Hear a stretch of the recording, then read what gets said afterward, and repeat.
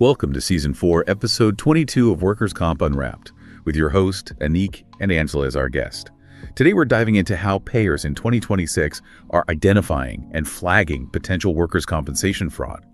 We'll look at the most common red flags that can trigger scrutiny and discuss practical ways providers and billing teams can avoid them. Most importantly, we'll focus on how to strengthen your documentation so it is clear, consistent, and defensible under payer review. Yeah. So imagine getting slapped with like a grand theft auto charge, right? Yeah. Just because the city couldn't read your handwriting on a parking ticket, so they just kind of assumed you stole the vehicle. Oh, absolutely. That level of just disproportionate automated suspicion is exactly what it feels like to be a healthcare provider in 2026 facing a payer audit. It really is. I mean, the tension in the industry right now is at an all-time high. And to be honest, it is entirely driven by this fundamental misunderstanding of what is actually being policed out there. Yeah. If you're out there managing a billing team right now, your daily headaches, they're stemming from the fact that the definition of fraud has quietly, drastically mutated over the last few years. I really want to unpack that mutation immediately because, look, if you run a clinic, you have to realize that what you consider fraud and what the payer's algorithm considers fraud. You're two completely different things. Two entirely different species, exactly. Yeah. I mean, we all know what outright theft is, right? Falsifying records, billing for phantom patients, malicious upcoding. That's just a crime. Right, that's just theft. But that, mustache-twirling villainy is not what's triggering this massive wave of audits we are seeing today. The real battlefield, from what I'm seeing, is the gray area. The irony of 2026 is that payers aren't really looking for medical fraud anymore. I mean, not in the traditional sense. They are hunting for statistical improbability. Wow. Statistical improbability. Yeah. The gray area is just entirely populated by unintentional errors. We're talking about, incomplete records, slight inconsistencies in the narrative, or, frankly, an over-reliance on medical shorthand. Which doctors use all the time. Exactly. To the provider, it's just sloppy paperwork at the end of like a 14-hour shift. Right. But the algorithm reviewing that claim, it doesn't have a setting for exhausted doctor. No, it doesn't. It only sees a void of information. And this is where that parking ticket analogy comes into play. And I have to point out how incredibly controversial this feels for the people actually delivering the care. Oh, it's infuriating for them. Treating bad paperwork with the exact same automated suspicion as outright intentional theft, it feels fundamentally broken. I mean, you get a parking ticket because the street signs were written in ancient Greek, but the city tows your car anyway and treats you like a criminal mastermind. It feels wildly disproportionate on the ground. I completely agree. But let's kind of shift the perspective for a second and look at the mechanics of the system reviewing these claims. Okay, yeah. Let's do that. The payer, they have no window into your clinic. They cannot see the physical reality of a complex patient interaction. All they have is the data payload submitted through the portal. Right, just the numbers and text. Exactly. So when a submitted code claims a highly complex, time-intensive intervention, but the supporting documentation is just vague or maybe missing entirely, that void has to mean something to the computer. that data vacuum has to be interpreted. And in the risk management logic of an automated system, an information void is mathematically treated as an attempt to justify an unnecessary service. Man, the disconnect between human intention and algorithmic perception is just staggering. Which I guess brings us to the actual enforcement, because these systems, they aren't relying on a human auditor squinting at a fax chart anymore, are they? Not at all. They have built an absolute digital panopticon. They really have. What's fascinating here is the sheer scale of the shift toward advanced analytics. Historically, fraud detection was reactive, right? Yeah, like a human spotted something weird. Right, or a whistleblower called a hotline. But today, it is entirely proactive. It's driven by massive pattern recognition systems. We're talking natural language processing, or NLP, and cross-claim tracking. They are actively scanning every single keystroke you submit. Every keystroke. Yeah. And the crucial distinction here, for you listening, is that these systems focus purely on behavioral trends. The algorithm doesn't care why you performed a certain treatment. No, it has zero interest in your psychological intent. Right, it only cares how often you do it compared to everyone else. Exactly. And to really understand how aggressive this is, we have to look at the biggest development in 2026, which is cross-provider data aggregation. Okay, break that down for us. So 10 years ago, your clinic was basically an island.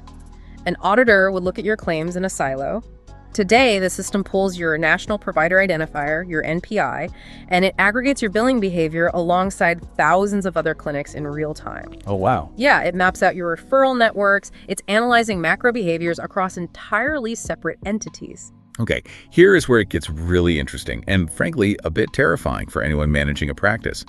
Let's say your clinic is located near a manufacturing hub. Okay. And there is a massive industrial accident. You legitimately treat a sudden influx of severe, complex injuries. So your billing intensity naturally spikes. Yeah.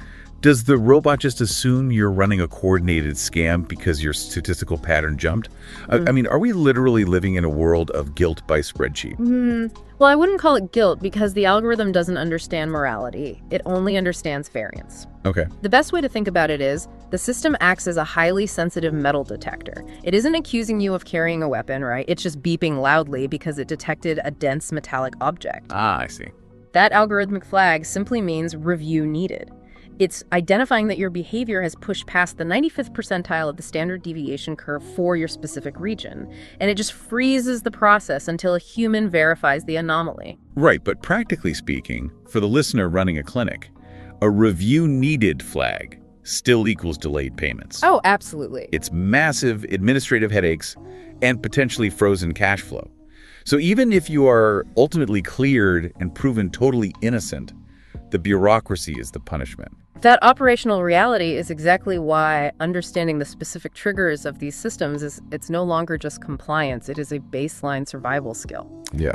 If you don't understand the algorithm's decision tree, you will trigger the metal detector every single time you walk through the door. That naturally leads us to the target list for this deep dive.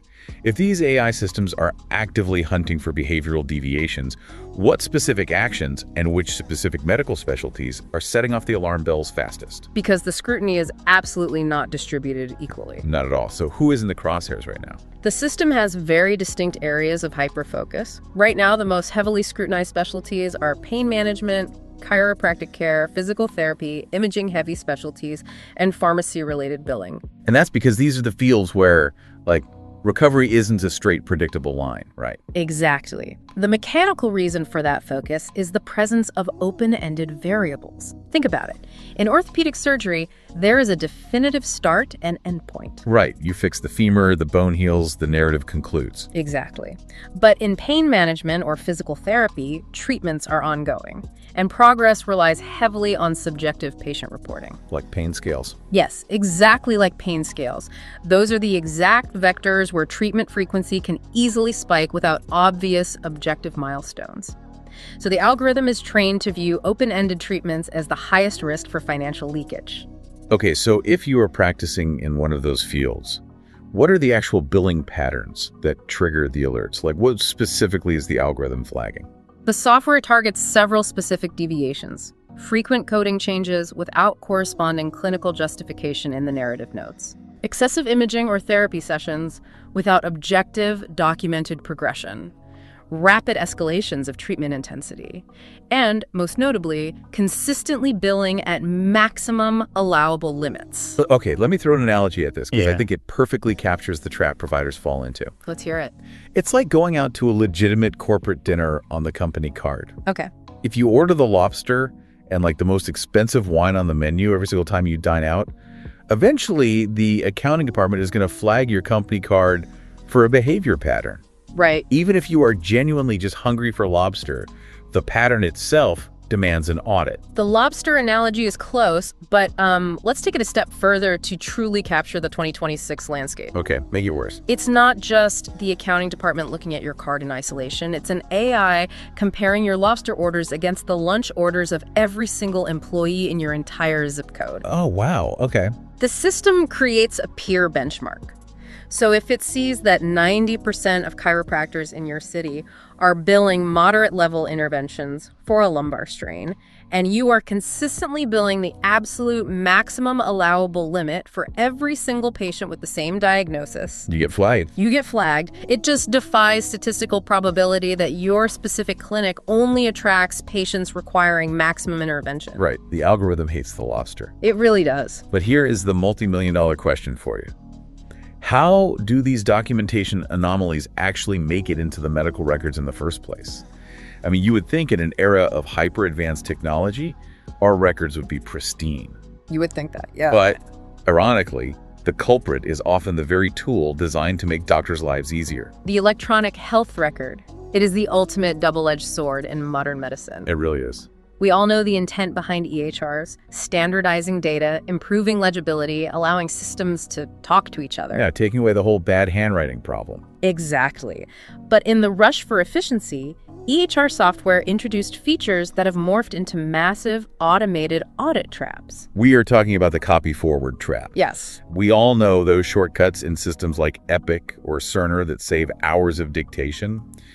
But in 2026, those shortcuts are just lethal to your compliance. They are completely lethal because payers have specifically trained their natural language processing models to hunt for cloned notes. Hunt them down. Yes. The copy-paste function allows a busy provider to simply, pull the narrative from a patient's previous visit and paste it into the current visit's record. Just maybe updating the date and the blood pressure, right? Exactly. And the specific danger highlighted here is the repetitive static note. A doctor writing, patient improving, continue current plan week after week without any objective metrics to back it up. And from the provider's viewpoint, they remember the patient, they know the therapy is working, and they use the shortcut to save 5 minutes so they can actually go see the next patient in the waiting room. Right, which makes complete sense clinically. Yeah. But if we connect this to the algorithm's perspective, the NLP runs a string matching analysis on the text, right? Exactly. It compares the characters. So if your clinical note matches 98% of the text from the previous week, the system flags it as static care. Yes, because if a patient is truly improving, the narrative should be evolving. The exercises should change, the pain scale should drop, the range of motion should increase. Clone text implies non-existent care. I just have to point out the brutal, controversial irony of this entire system. Yeah. A doctor uses the EHR exactly as intended, utilizing the design shortcuts to save time and increase patient access. Which is what the industry constantly demands of them, by the way. Right. Seeing more patients be more efficient. Yet that exact time-saving feature is what gets them flagged as a potential criminal by the payer's NLP. Yeah. It's literally like turning in the exact same book report 3 weeks in a row and expecting an A simply because you changed the date at the top. Exactly. Except in this scenario, the teacher has the power to freeze your bank account and ruin your practice. It is incredibly frustrating, and that frustration just compounds when you look at the mismatch between clinical notes and billing codes. Oh, tell me about that. So often, a provider will use an EHR shortcut, resulting in a very brief, low-complexity clinical note. Because in this environment, an audit isn't a matter of if, it's entirely a matter of when. It's absolutely when. There is no avoiding it forever. Yeah. And the only viable defense mechanism is what the industry terms defensible documentation. Defensible documentation. I mean, it sounds like we're preparing for a military tribunal, which honestly might not be far off. What does that actually look like in practice? It means constructing a clear, mathematically logical clinical narrative. Your documentation can no longer be a collection of disconnected data points or vague impressions. Right. A reviewer, whether human or algorithmic, must be able to read the file and trace a straight, unbroken line of logic, from the mechanism of injury through the specific treatment plan directly to the measurable outcomes. And what anchors that entire narrative? What's the foundation? Medical necessity. Okay. Medical necessity is the absolute non-negotiable foundation of defensibility. Every single treatment decision, every referral, every request for an MRI must be explicitly tied to medical necessity. And it must be supported by objective, quantifiable evidence in the file. The reality for you listening is this. Medical necessity isn't just about knowing in your gut you did the right thing for the patient. Oh, it's not. It's about translating your clinical intuition into algorithmic proof for a robot that has no medical degree, but holds the absolute keys to your reimbursement. Translating intuition into proof is the perfect way to phrase it. Yeah. Let's look at a practical application. Take a hypothetical patient with a severe lumbar strain. Okay. Defensible documentation means you don't just write Patient experiencing lower back pain, applying therapy. That's too vague. Way too vague. You document the specific mechanism of the workplace injury. You record the exact degree of restricted range of motion. You document the functional limitations, like patient cannot lift more than 10 pounds, which is required for their job. Right. Then you explicitly state how the prescribed therapy will address that specific limitation. You are building an airtight, logical formula. Yeah. A plus B equals C. And you have to prove the formula is working at every step. You avoid unnecessary coding complexity. You don't try to get overly creative with your billing combinations to squeeze out a few extra dollars. Because that's what triggers the metal detector. Exactly. Complex, unusual coding patterns are exactly what draw the algorithm's eye, keep the billing straightforward, and make the narrative robust. So beyond just writing better notes, how do clinics protect themselves operationally? Because a solo practitioner, they don't have the resources of a massive hospital network. That brings up a critical vulnerability. Large hospital systems have massive compliance teams. Oh yeah, armies of them. Right. They run proprietary software that pre-audits claims before the payer ever even sees them.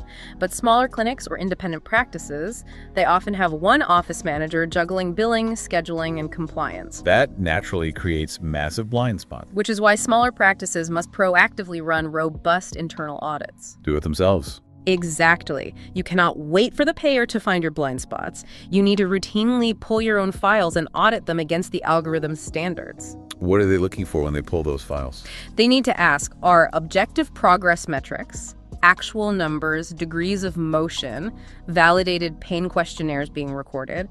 Or are your providers relying on vague, cloned phrases like patient feels better? Right. If you fortify your internal checks, the external audits from the payer become a non-issue because your data stream is clean. Okay, let's summarize the mission here for this exploration. In 2026, workers' comp fraud flags are rarely about malicious, mustache-twirling intent. The era of manual oversight is dead. Long gone. Today, the entire system is built around observing behavioral patterns, enforcing documentation quality, and demanding consistency. Yep. The payer's system is a metal detector sweeping for statistical improbability, not psychoanalyzing your intent. The absolute best defense against this digital panopticon is doing the documentation right with objective algorithmic proof of medical necessity the very first time. That is the ultimate takeaway. Strong documentation acts as a shield. The vast majority of these flags are triggered by simple inconsistencies and cloned notes. Just sloppy paperwork. Yeah. An algorithmic flag does not mean you are accused of a crime. It just means your paperwork failed to tell a complete, logical story that the computer could process automatically. Feed the system the logic it demands, and you remove the friction. Which leaves me with a thought that is genuinely mind-bending to ponder as we look at where this landscape is heading next. Oh, this should be good. We've spent this time exploring how payers are increasingly relying on highly aggressive, predictive NLP algorithms to hunt down the tiniest documentation inconsistencies, right? Right. It makes you wonder, how long will it be until providers are practically forced to use their own counter AIs? Imagine software that auto-generates perfectly optimized, algorithm-approved, audit-proof notes designed specifically to defeat the payer's AI. Will the future of workers' comp just be two complex algorithms endlessly arguing with each other over coding syntax in the cloud, while the actual patient and the actual doctor are left entirely out of the loop? It's definitely something to think about the next time you hit copy-paste. Thanks for listening to Workers' Comp Unwrapped. If you found value in today's episode, subscribe and share with fellow doctors. Stay informed and keep making a difference in your patient's care.